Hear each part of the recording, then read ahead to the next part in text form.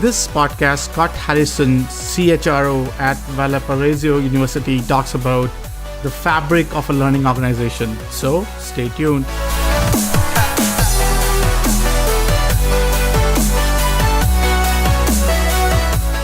So welcome everyone to another episode of Jobs of Future podcast. Today we have with us Scott Harrison, who is a Chief Human Resource Officer at Valparaiso University. A brief bio. So he's an accomplished human resource practitioner, leader, strategic business partner, and change agent. Highly skilled in employee relations, organizational development, interpretation of HR performance metrics, and regulatory compliance. Other key focus areas include total employee wellness, diversity, inclusion, and employee training. And he has a JD in administrative law, labor and employment law from Thomas Cooley Law School, and BA in communications from Michigan State University. And with that said, Scott, welcome to the podcast. Thank you. It's great to be here. Great. So I think one thing that fascinated me about your profile, and we talked briefly before this conversation as well, was your background is in employment law, labor law, and administrative law, and your journey to an institution that has a significant role, if not less, in preparing folks who will impact the jobs of future. So if you can walk us through your journey, that will be really, really helpful. Certainly. I actually began my professional career working as an occupational safety manager in a food processing facility. And that's really where I started to really understand the relationship between people and the work that they do, people and their coworkers or the company that they work for. And I wanted to have a broader scope of influence over that. And so human resources had really been the goal, if you will, at the time that I shortly after I started my professional career. I went to law school the same way a number of my colleagues would have chosen to pursue their MBA. And the thing that I got out of law school was really twofold. Understanding the law helps in understanding the mechanics of working in human resources, but the problem solving or the problem analysis skills that you develop in law school translate very well into a profession that deals with people and relationships. So that's kind of how I launched my maiden voyage into human resources. I returned from law school to my employer in a human resources director position. And of course, the learning didn't stop there. My transition to higher education, the higher education industry, was really one of passionate interest. I'd been exposed to higher education through most of my life. So when an opportunity came up, and ironically that opportunity was with my alma mater, Thomas Cooley Law School, I jumped at the chance to take that position on. And as I got into higher education and learning more of the details and the nuances in higher education, that really prepared me to transition to my current role in a fully in a full university where there were many different subjects, many different departments, and so on. Interesting. And if you can walk us through your current role, like what does really a chief human resource officer at a university, what are some of the roles that what day to day look like? That will be really helpful. Well, very briefly, I, I think I describe my work as being involved in all facets of the employment relationships we have with our employees, whether they are professors, whether they are staff members, working in a particular support department, working in a particular business office. Um, so it ranges widely. Now, what goes into those HR or into those employment relationships is influenced by our approach to recruiting, Mm. our strategic plan, the objectives of the university, legal compliance with both state, federal law, administrative laws. So those things all influence how we shape the culture. And in fact, one time I did a presentation for a student SHRM group, uh, talking about HR as the keeper of the employment culture. Mm. And so, in a nutshell, that's really Mm. what we do, both the tactical and the strategic. Interesting. I think couldn't have said any better, and I do appreciate sharing your perspective there. So I think one thing that, as I said previously as well, that I'm fascinated about sort of this conversation was primarily the very aspect of your role in an institutions that has a significant role in preparing us for the future of work, right? So if you can walk us through some of the challenges or some of the trends that you are seeing in when you are doing employment, or when you're sort of considering the employment or the workforce planning for something like an institute that prepares this knowledge that help others, what would it look like? Uh, that's a great question, and it could involve a lot of different answers. Let me see if I can kind of narrow it down a little bit. The first challenge I think that we try to that we're trying to address is, what are the future jobs going to look like? Hmm. What skills, what um, uh, what thought processes are going to be necessary for students emerging as graduates from our university? And we couple that with the question of how far out do we look? How far out can we plan? Um, the Technically speaking, the things that we look at are, um, what types of jobs will there be in the future? Hmm. How do we incorporate the technology, which is really the driver for what the future of employment looks like? How do we incorporate those things into our uh, educational delivery model?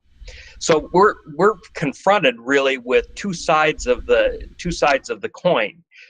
We're trying to prepare people for jobs of the future, and we're trying to prepare our people today to continue to deliver that type of education or that type of message to the people in the future. It's important to remember that whether we're talking about professors or whether we're talking about support staff, that they too are employees, and their jobs are changing right along Hmm. with other jobs into the future.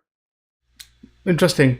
And I think when you was describing that, I think one thing that I was thinking about was, previously you talked about that as an HR executive, your role is also to sort of preserve the culture of the institution that you represent, and then you get the employment, sort of employees in it.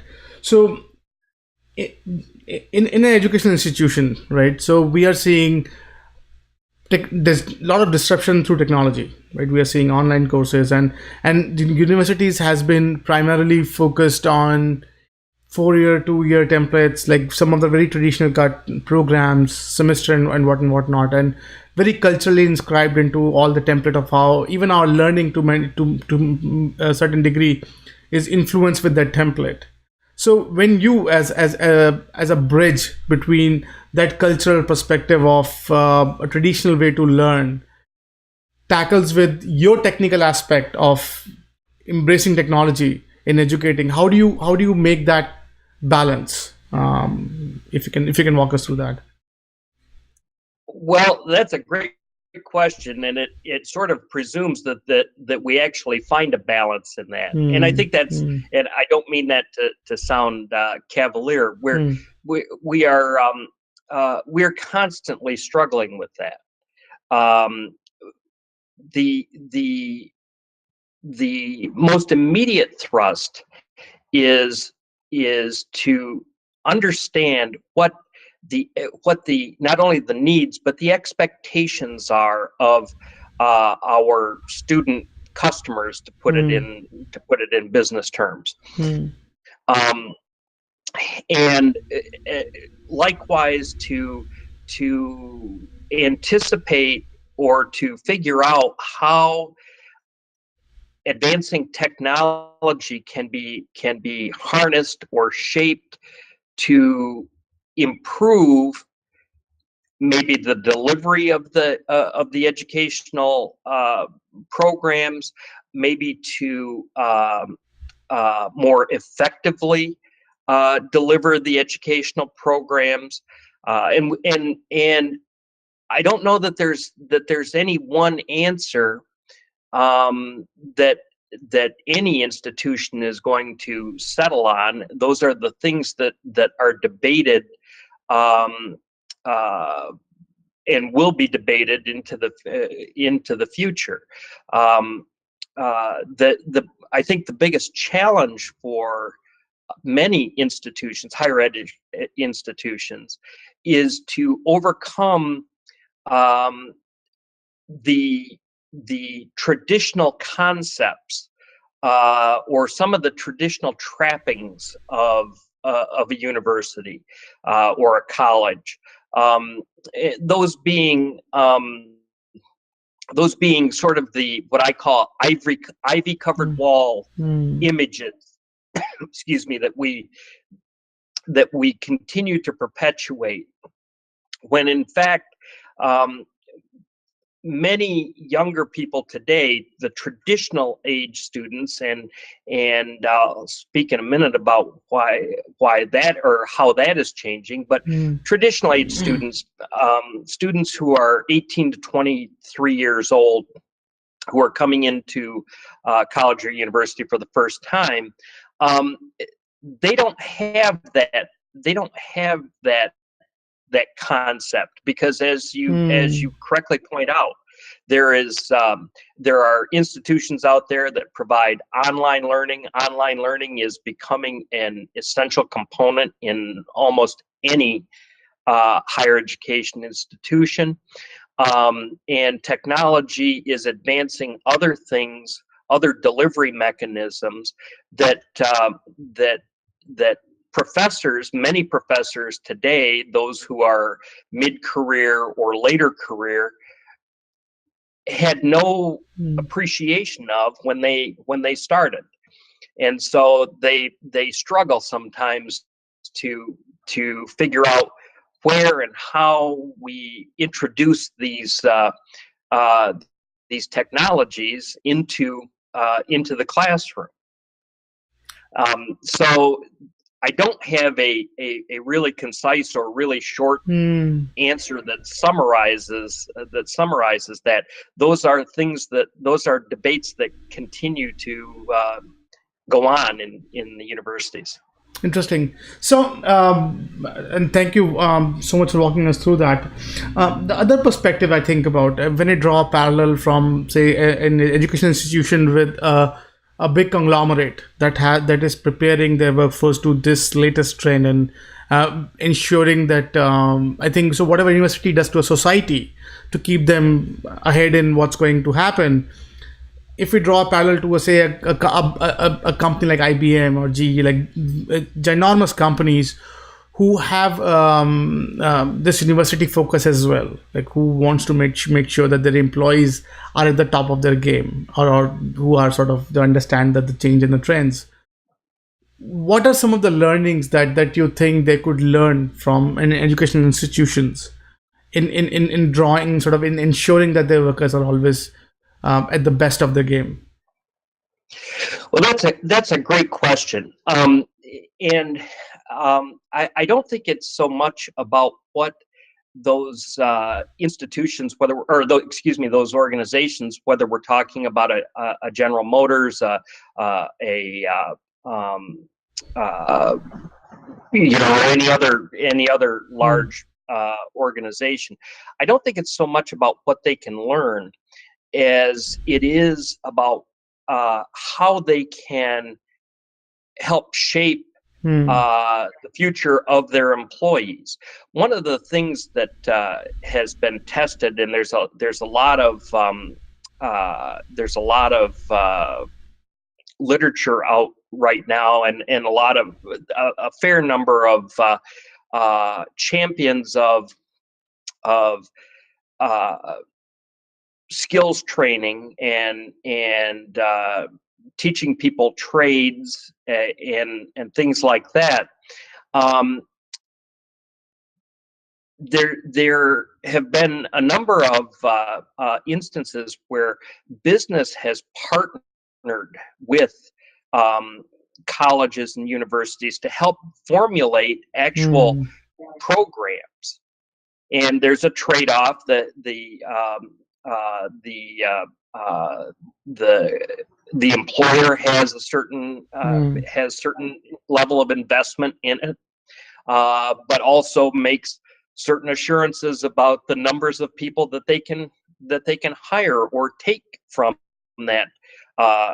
program. We saw that in some test cases in North Carolina, where companies were actually partnering with community colleges, and we've seen it. In truth, we've seen it for a long time. Large corporations partnering through grants, through other research contributions with major universities, but driving it down to all colleges and all universities, I think is one way that that all businesses will in the future benefit from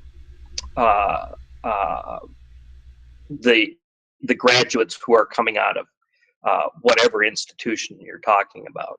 Interesting. I think so. You're raising a very critical point, and I think, and I do appreciate you jumping on this.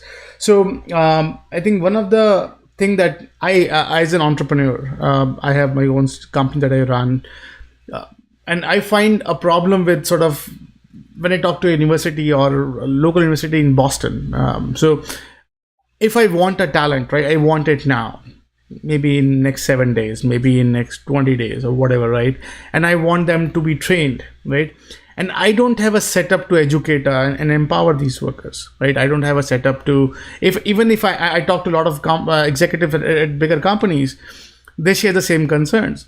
But then when I talk to institutions, I think I remember one of my recent conversation. I was talking to one local university here in Boston, and they said, "Hey, we can launch a course, a 6 months course that probably will get some people sort of in this particular template."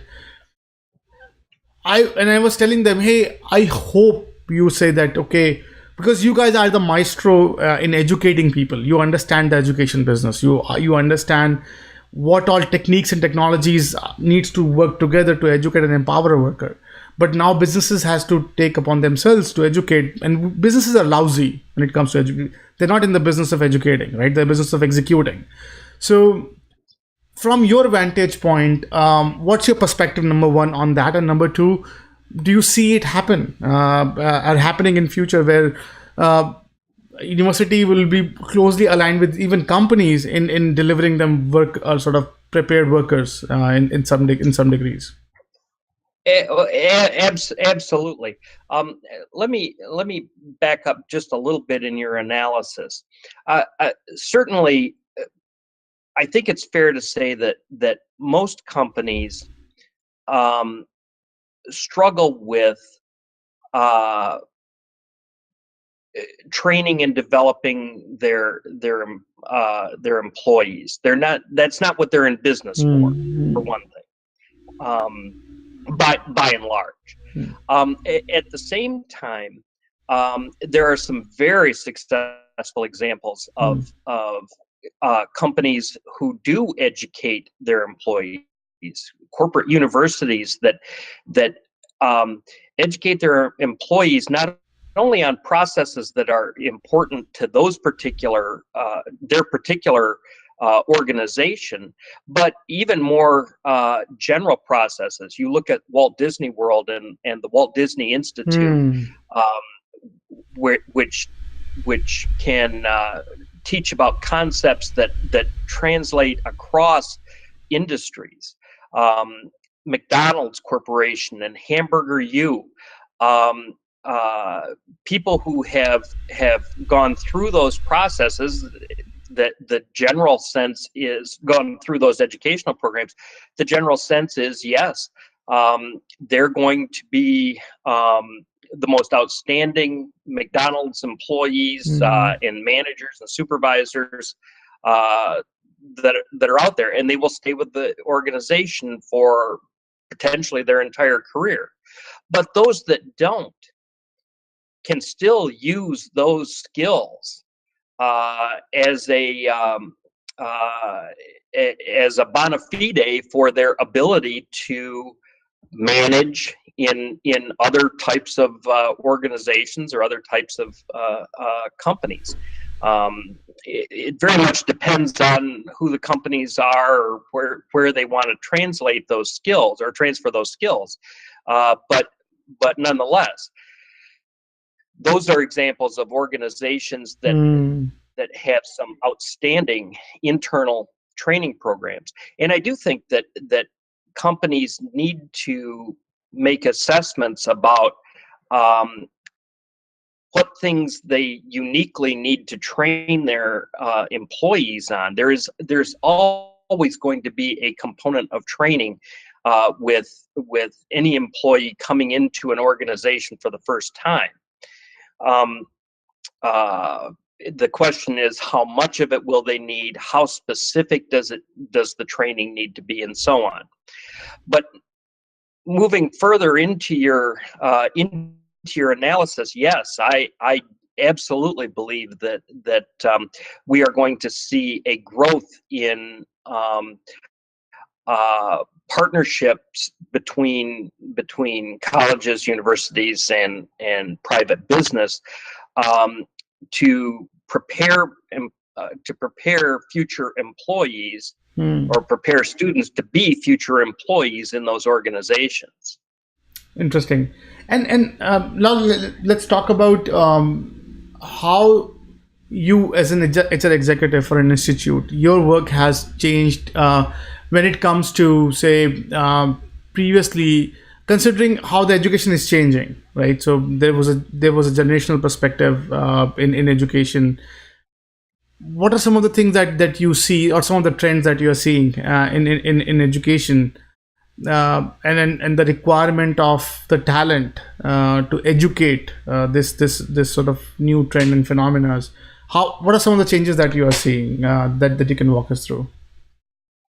Well, fortunately, um, uh, I think when we bring in um, employees who are just starting in their careers, Mm. they bring a lot of the knowledge that we want them to have. They bring it with them. Um, uh, I think our biggest the biggest focus that we have is in most cases is less on education. We want to certainly see education in a field relative to the what the employee is being hired to do. But we look equally at experience, particularly in the non-professorial roles. What have they learned? And where have they learned some of the relationship skills that are necessary? If they don't have the technical skills, we'll ferret that out fairly quickly. But having the relationship skills, understanding the role that they are seeking to undertake in the organization and where it fits and how it fits within the organization. Can they talk intelligently about how that role will contribute to the institution, to the university, and are they familiar with newer technologies? Are they willing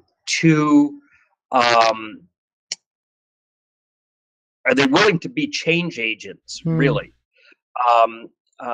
Interesting. we don't want to hire people, and I think organizations occasionally see this, and they sort of accommodate for it, and that's the idea that an employee who starts out in a particular role 20 years ago, they get comfortable with it, and they get to a point where they don't want that role to change, or they're not willing to change that role, and so they sort of stagnate, and organizations, I think, have to be very mindful that we can't allow employees to clog the path to progress by being unwilling to change, or by not embracing change as a natural part of employment. Interesting. I think so. That's a very, very interesting thought. And I think before the interview, we were talking about your perspective on generational sort of getting generational perspective to figure out business sort of how the generational perspective is critical for maintaining or sustaining the business's future. So if you can walk us through that thought, that would be amazing. Yeah, I think that is probably one of the most challenging and I think previously overlooked areas in business.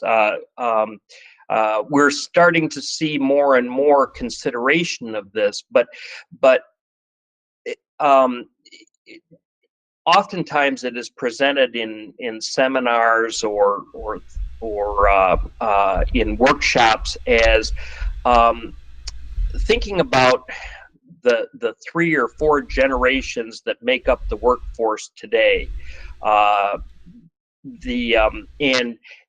what are the differences in their understandings. But what we don't really talk about are ways to overcome those differences, or the need to overcome those differences. And by overcome, I mean we have to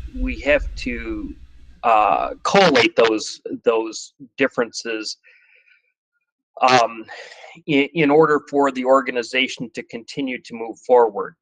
We tend to think of and in many cases this is true, the hiring manager is probably of a generation ahead of the employee or the candidate who is applying for the job now, and when we look at some of the characteristics that go along with generational differences, for example, we like to engage with people or hire people or work with people who look like us, who think like us, who sound like us, who have shared interests, who sort of reflect back ourselves in themselves. And and that's something that we need to excuse me, that's something that we need to be on guard for against. And that's not to say that one generation needs to surrender its ethics or its business opinions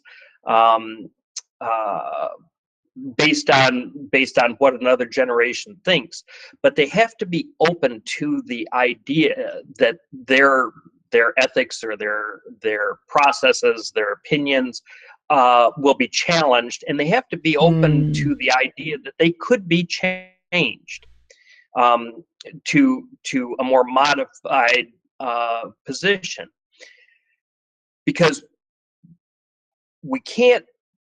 And it works that way regardless of whether the hiring manager is a generation ahead or a generation behind the person who's applying for the job or the person who is reporting to them in a traditional organizational structure, because that leads to stagnation. If you're absolutely unwilling to change, if you haven't accepted that the future is inevitable, whatever the future is inevitable because time is going to march on. Then if you haven't accepted that, then an organization is going to stagnate.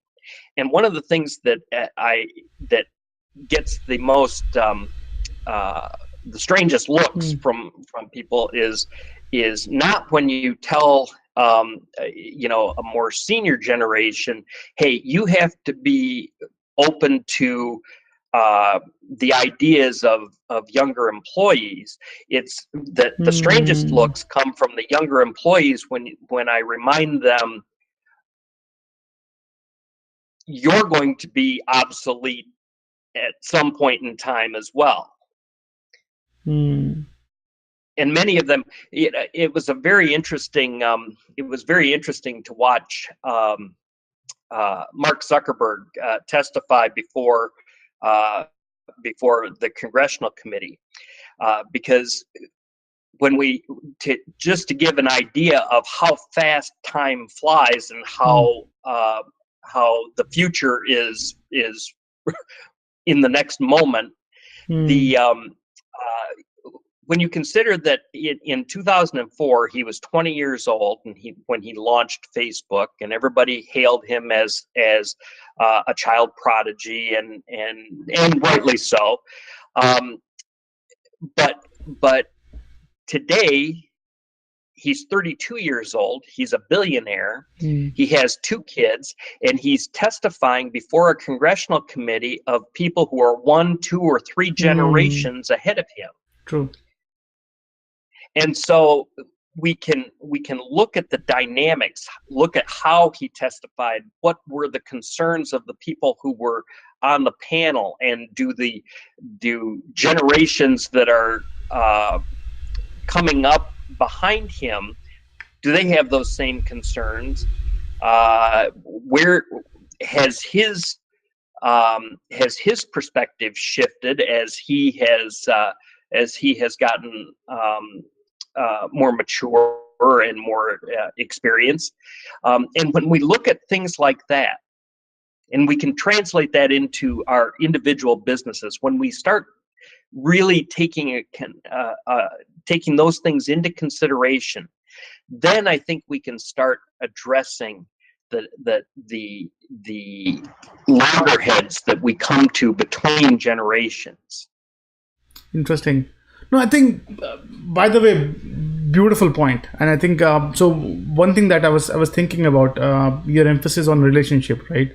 So when I talk to, say, other HR executives, and in fact when I talk to other universities who I'm sort of affiliated with in some ways, uh, I had this constant sort of conversation or discussion about them is about the online and offline, and their emphasis was, hey Vishal, doing an offline course would give these guys a kind of a relationship building movement that would be missing when it comes to online courses. Sure, they'll get their content delivered to them. Sure, it'll be exciting, if it'll be more exciting than an offline template. But what would be missing is the appreciation of diversity in that room, their appreciation of interpretation of the same content in 17 different ways delivered to 17 students in the same class, and their interpretation and understanding that there are sort of those, you have to be inclusive in those conversation. And that was that sort of brought that aha moment for me, that yeah, yes, when technology is making things really convenient for us, it's actually taking us away from the very aspect that made us relevant to begin with. So as an HR executive, like how do you sort of balance that out, or how do you restore that particular aspect of you said generational perspective, or you also said about sort of inclusion of thoughts and ideas. What are some of your thoughts of fixing this? Well, I don't know that it necessarily can or needs to be fixed. It is the way that the future is going. Um, but let me say this: the more that we create um, from a purely HR perspective, from a purely employment relationship perspective, the more we can provide um, self-help mechanisms or Hmm. uh, service mechanisms. I think I think we learn and adapt to different perspectives and Hmm. different um, uh, ideologies as they relate to the employment relationship. The the fact is, I don't know how we back up the clock to a time when interpersonal relationships are the norm, or where we get the where we can reacquire the value of those interpersonal relationships. Um, about the only about the only way we can do it is to reinforce our own beliefs that those things are important, and demand that if somebody wants a particular experience, that that we demand, if somebody needs a particular experience, that they experience it through our organization. So maybe there are classes that we do not offer Hmm. as online classes, for example.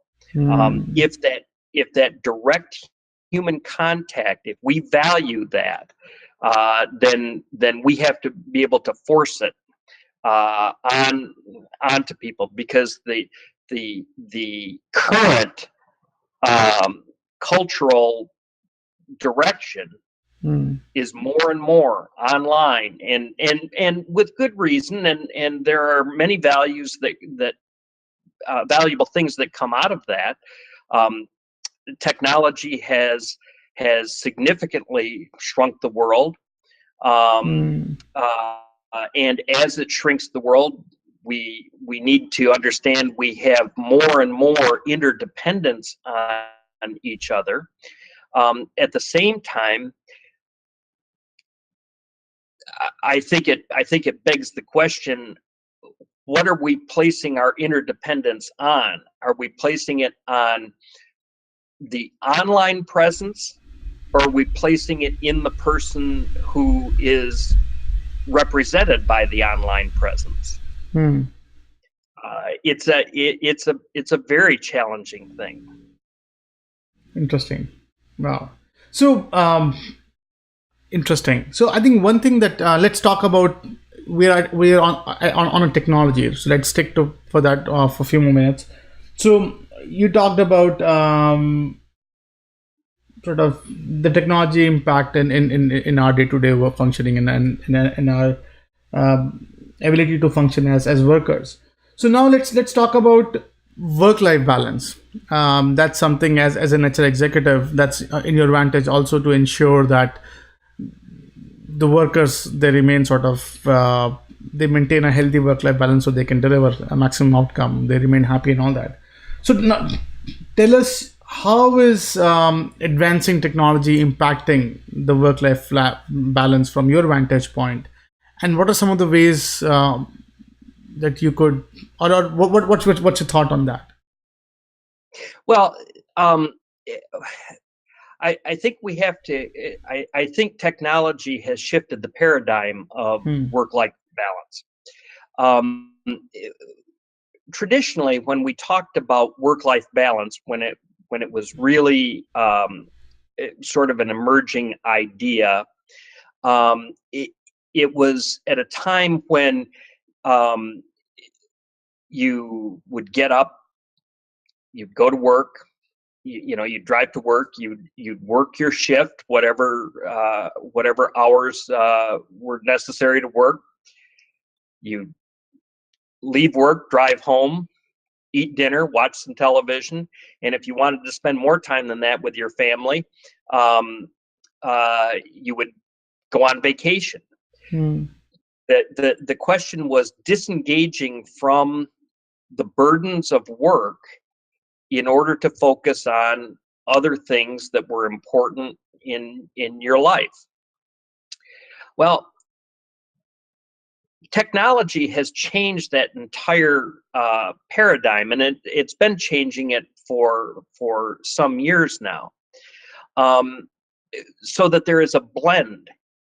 It's hard to tell in some cases whether or not somebody is working or somebody is taking care of personal business. Hmm. Um, you know, we I encourage employers to factor those things in as a means of um, making or generating a more productive workforce,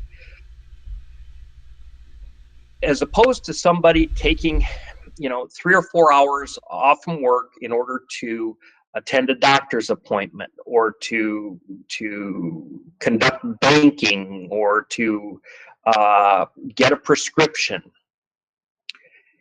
If the technology is available for them to get online and do their banking or do um, even some social things for a few minutes during what would traditionally be Hmm. called their break period or something like that, then let them do that.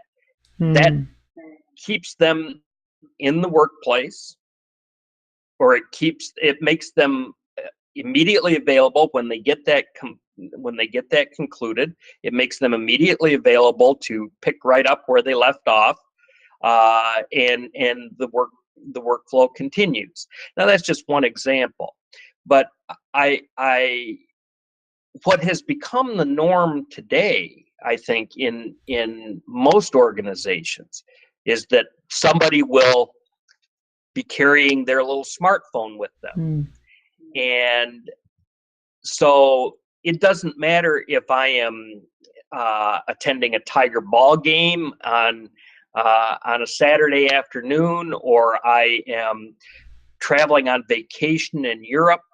I can conduct business Hmm. simultaneous with the pleasure, and likewise, I can simultaneously conduct pleasure or personal business at the same time that I'm sitting in the office.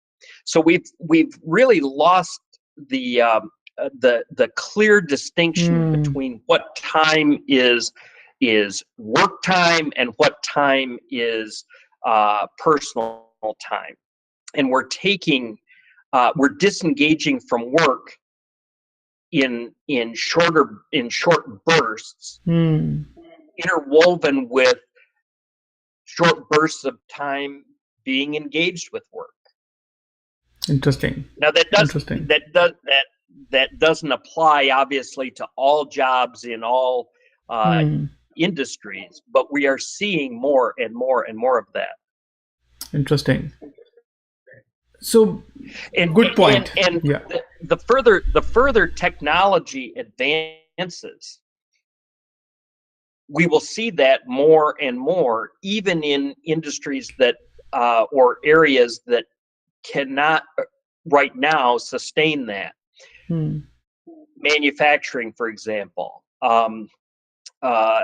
we will achieve a time where people will get on their smartphones and or some other device and be able to program the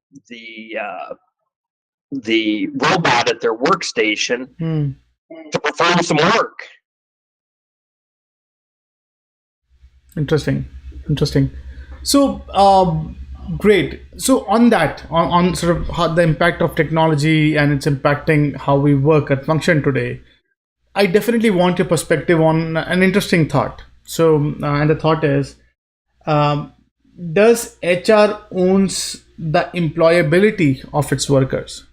So if suppose right now we know technology is changing rapidly, it's everything's going under disruption, right? So if I get employed in a company and very soon I became obsolete. So who should be? So does HR ensures that I as an employee remain employable whether I'm working or not? So what's your perspective on that?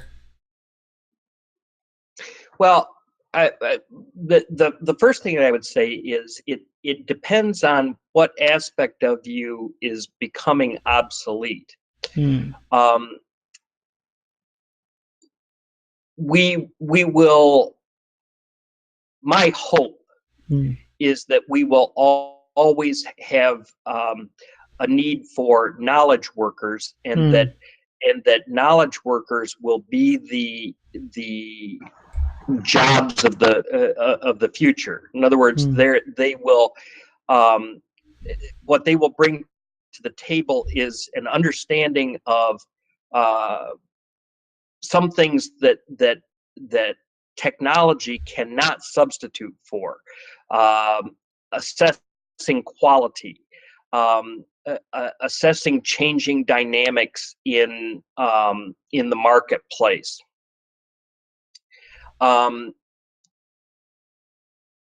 Assessing the momentary changes that are necessary in output, for example. So to the extent we don't make the human mind obsolete,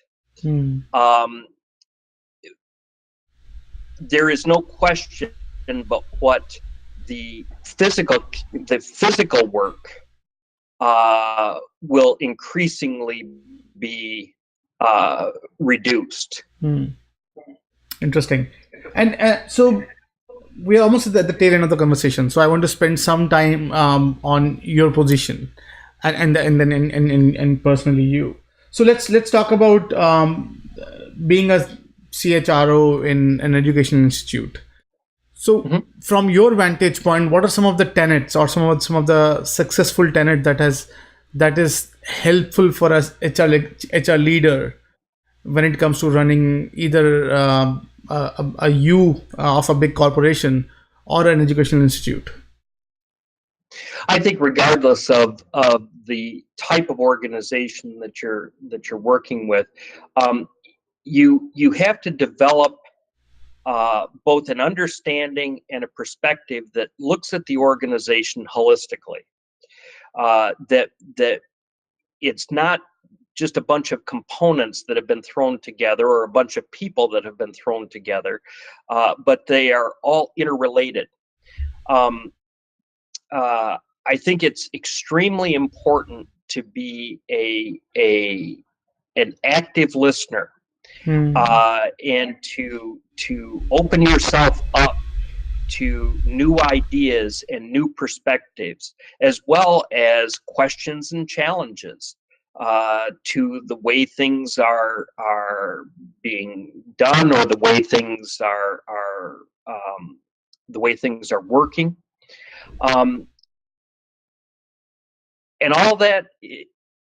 It really can be summarized as, I think one of the most important characteristics is that you don't want to be the smartest person in the room, even if you are the smartest person in the room. Interesting. You want to learn from people, even if what they're telling you is maybe not exactly the right perspective, or the right idea, or the right road to go down, because there's something that is inspiring that thought. And so I've tried to be those things, and tried to cultivate those characteristics in myself. Interesting. So and so one more thing that I want a perspective on your role is your ability, or your ability to respond to innovation, right? So HR is a role that's very closely tagged with the culture, preserve and protect the culture of an institution or an organization, and from there on bring that, and then use technology to empower the future, or sort of create sort of better horizon for the company.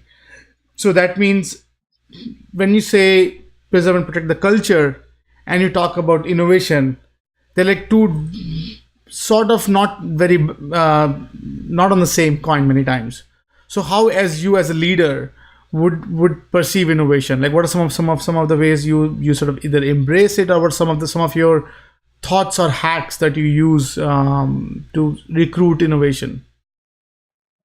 Well, let me first say that and if I characterized it this way, I didn't mean to. I believe that HR is a keeper of the employment culture, not necessarily a preserver of the Interesting. employment culture. Um, and and by that, I really mean that uh, we want to keep a culture that looks forward to, or at least embraces, the inevitable changes that the future will bring. And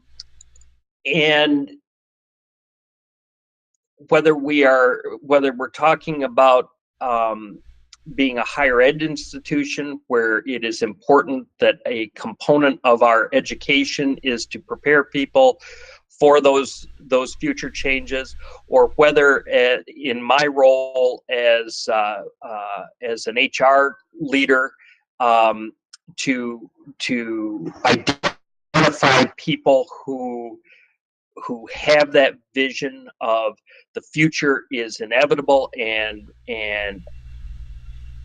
me as an employee, I am going to embrace that future, and do my darndest to contribute to that future. I think that's what my role is to identify people, and sometimes to educate those people.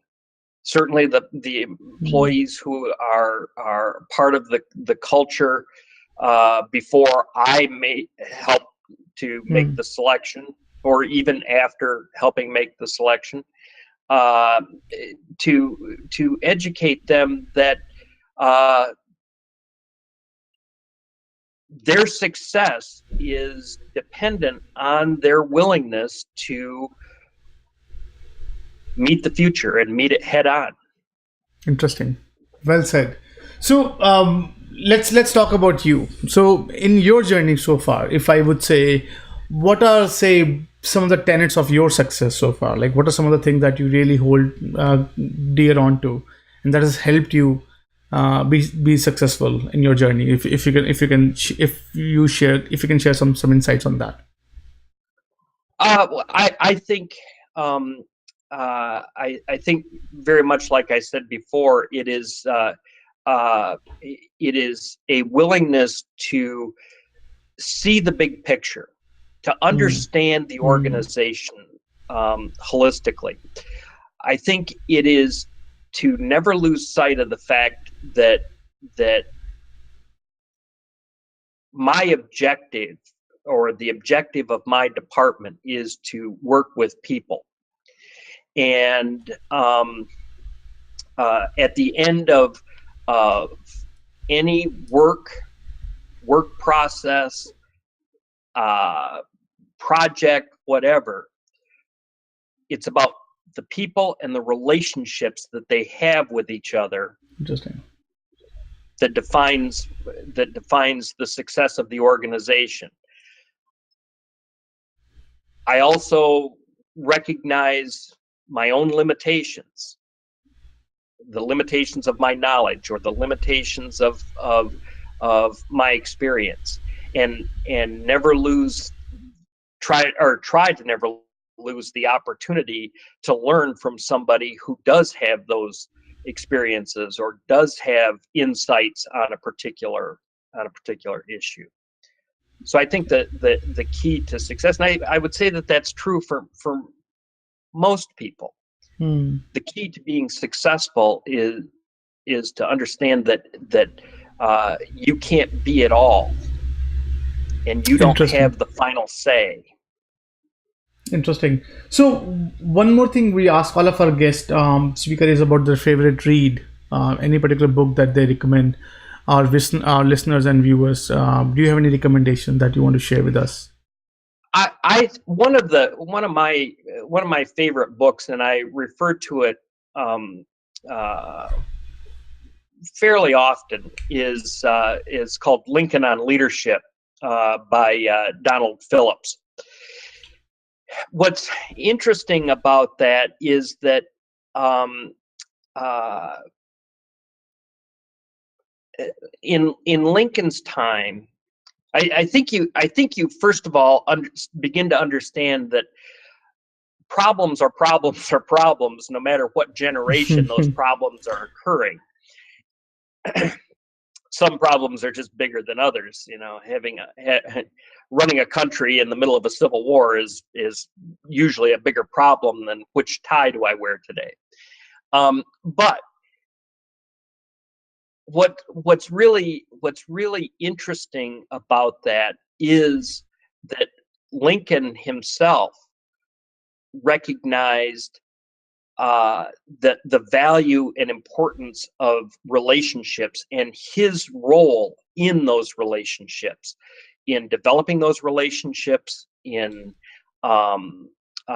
cultivating them, and in some cases in exploiting those relationships. Um, Hmm. I think extremely important concepts if you read between the lines of that book. Interesting. Interesting. So with that, we're at the end of the conversation, and Scott, thank you so much for being so candid and so open with your time, and walking us through your journey, walking us through some of the interesting perspectives of creating a learning organization, what all it takes, and what are sort of the fabric of that.